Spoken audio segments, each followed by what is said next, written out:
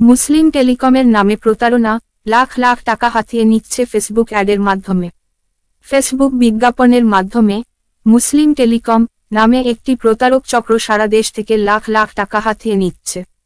প্রতারকরা জনপ্রিয় টেলিকম অপারেটরদের নাম ব্যবহার করে কম মূল্যে ইন্টারনেট ডেটা ও মিনিটের লোভনীয় অফার দিয়ে সাধারণ মানুষকে ফাঁদে ফেলে টাকা আদায় করছে।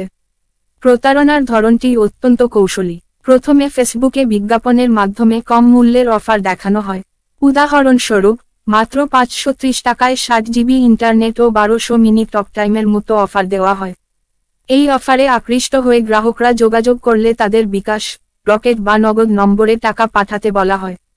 উল্লেখযোগ্য কিছু নম্বর হল: বিকাশ 018375155682, রকেট 016078065226।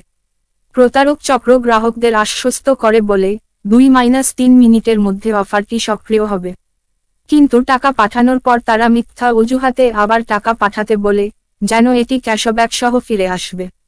ভুক্তভোগীদের অভিজ্ঞতা: রফিকুল ইসলাম নামের এক ব্যক্তি জানান, তিনি মুসলিম টেলিকম এর বিজ্ঞাপন দেখে 530 টাকা পাঠান।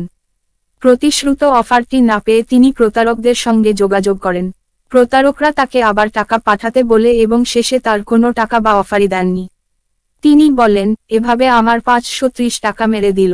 তাদের শাস্তি চাই। প্রতারকরা নিজেদের ধর্মীয় পোশাক, দাড়ি, টুপি এবং পাঞ্জাবি পরিহিত ছবি ব্যবহার করে ফেসবুকে বিশ্বাসযোগ্যতা অর্জন করার চেষ্টা করছে।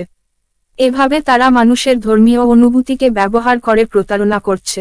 প্রশাসনের প্রতি দাবি: সাধারণ মানুষ প্রশাসনের কাছে দ্রুত এই প্রতারক চক্রকে চিহ্নিত করে আইনের আওতায় আনার দাবি জানাচ্ছে। বিশেষজ্ঞরা বলছেন, এ ধরনের প্রতারণা বন্ধে ফেসবুক বিজ্ঞাপনের ওপর কঠোর নজরদারি এবং প্রতারকদের বিরুদ্ধে দৃষ্টান্তমূলক শাস্তি নিশ্চিত করতে হবে।